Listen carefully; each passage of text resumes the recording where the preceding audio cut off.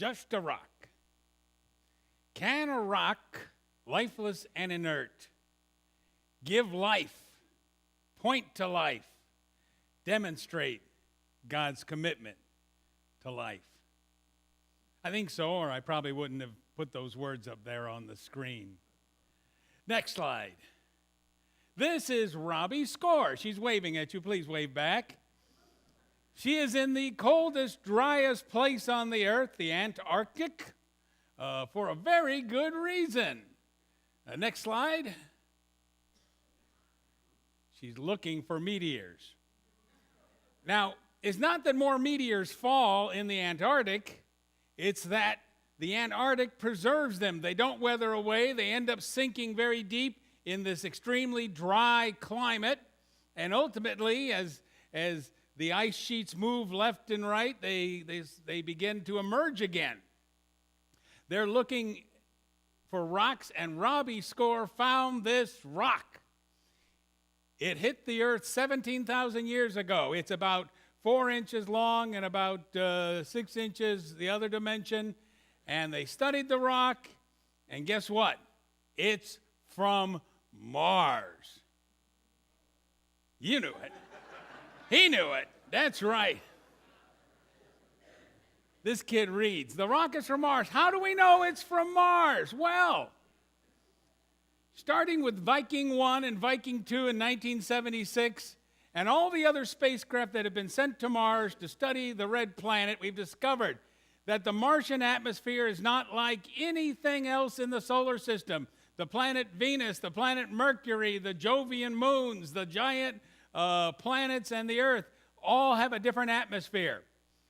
So this rock and 11 others show the chemical signs that they were on Mars. Go ahead. Well, when the rock was studied and sliced and put under an electron microscope, something funny was seen. Next. What are these worm-like structures in a rock from Mars? Next. Some think they are fossils. Now, not everybody agrees. That's the nice thing about science. It was announced that those might be fossils. It was proven they couldn't possibly be fossils. And then it was proven again it just might be. But how does a Martian rock get to Earth? That's the question. Well, this is Mars, the front and the back, as we say in scientific terms. If you look at the left-hand picture, you'll see that there is a huge canyon on Mars. Next. It's 3,000 miles long. Next. Now, the United States isn't really there on Mars, but if we put the United States there on Mars, you can see that from the beginning where it kind of starts in California to where it sort of ends up in Georgia, that it stretches pretty much across the country, including that portion up towards the top where it kind of disrupted Kentucky last night. Yeah. That wasn't real. I'm sorry. That wasn't. Now, much of Mars has been analyzed chemically from orbit and with landers, and there's only one spot on Mars that matches the rock found by Robbie Score. And it's called Eos Chasma. It's this little place that almost looks like a delta there, because it probably was once upon a time. Well, you need water for life. It came from there, and this spot may have been a place where 16 million years ago, an asteroid or a meteor crashed into Mars, sending rocks, including Robbie's rocks, billions of miles through the solar system until it smashed into the Earth 17,000 years ago, right? So we have an unbroken chain between the rock that Robbie Score found in the Antarctic in 1984 and Mars 17 million years ago. Rather amazing that we can trace that. Now let's talk about another rock. Go ahead. The Bible tells us that the women who came to the tomb of Jesus to finish preparing his body for burial. Next. On the way, they wondered how they would move the rock placed in front of his tomb. Next. Now, most people think this is like Mary riding on the donkey in order to give birth. You know, it's not in the Bible, but your Christmas card shows Mary riding on a donkey, so you think she was on a donkey, but I'm convinced she walked because no donkey was mentioned. And if you walk for 3 days, 60 miles, you're probably going to give birth, you know.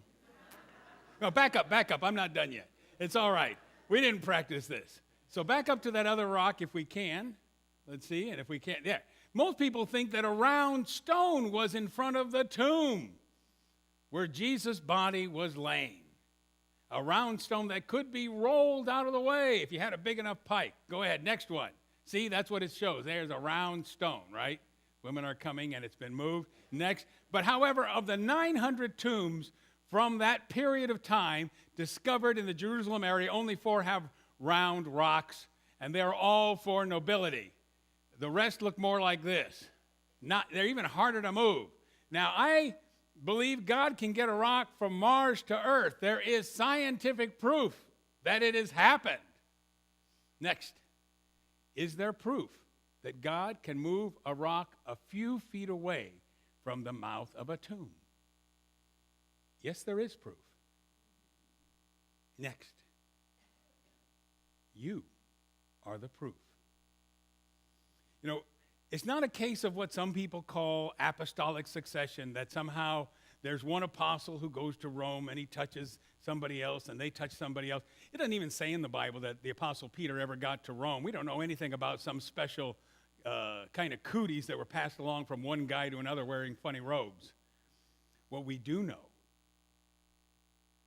is that beginning with Stephen, who, like Jesus, asked God to forgive those who murdered him because of his faith, and continuing through Polycarp and Ignatius, who wrote a series of letters as he was taken from Antioch, where they invented the name Christian, from Antioch to Rome to be thrown to the wild animals, and wrote letters telling people that his death is one more link in the chain of people witnessing.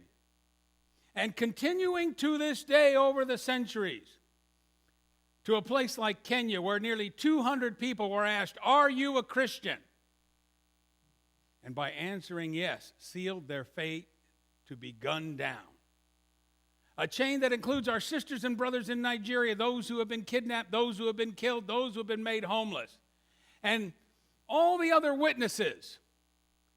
And in the Greek, the word for witness is the same as the word for martyr.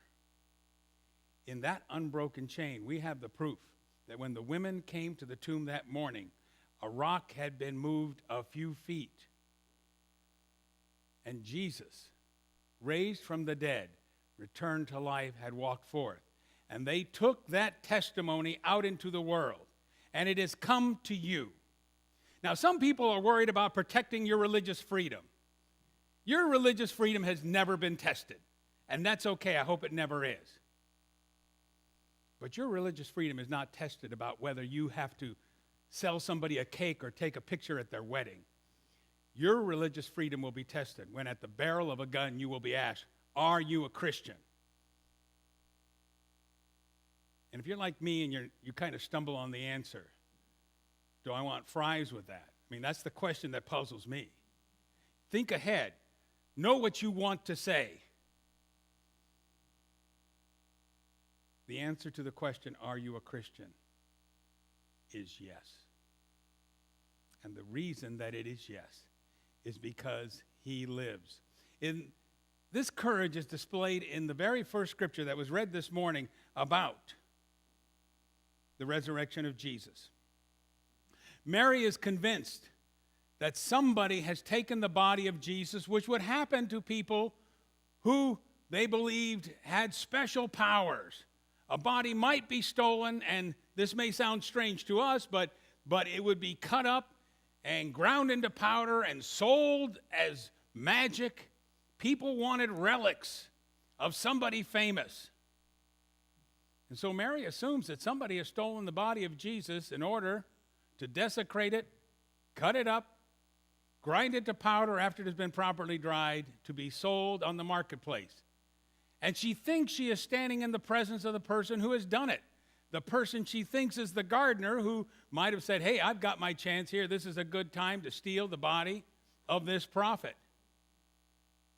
and make some easy cash.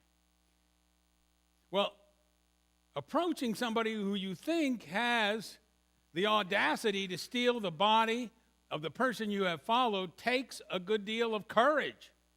But she says, Lord, addressing him with respect,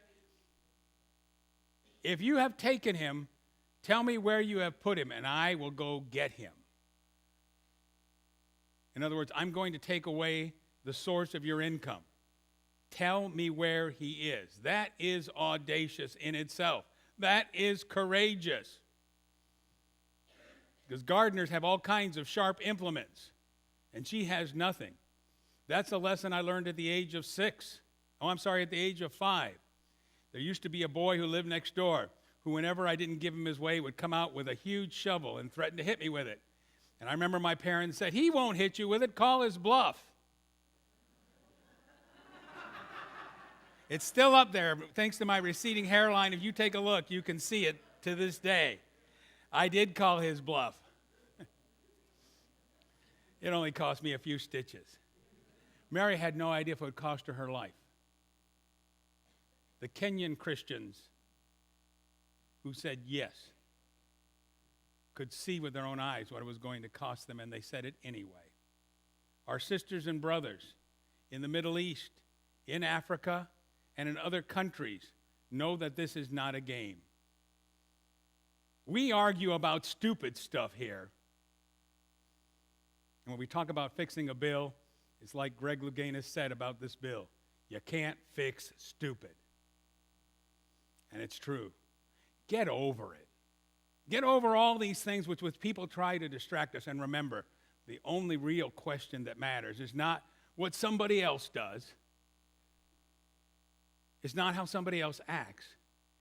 It's whether, are you a Christian? Because you are the important link in the chain. Just as we can trace a rock that is sent into orbit 17 million years ago on Mars and ends up being discovered, landing on Earth 17,000 years ago and being discovered in the 80s when people were listening to Olivia Newton-John and might not have been expecting a rock from Mars, so too you are part of a tremendous link. 2,000 years strong. We hear it in the soul that was sung this morning, in the songs that we shared, and in the fellowship which we enjoyed at the breakfast. And if we ever have to hear it when you are called to say yes to that question, no matter what the cost, you will strengthen a chain that cannot be broken. Just make up your mind in advance. Because it is a privilege to walk where Jesus walked. Because if you do, you're going all the way. From death to the tomb to rise again. And that is what Easter means to me, and that's why you are all so important. Amen.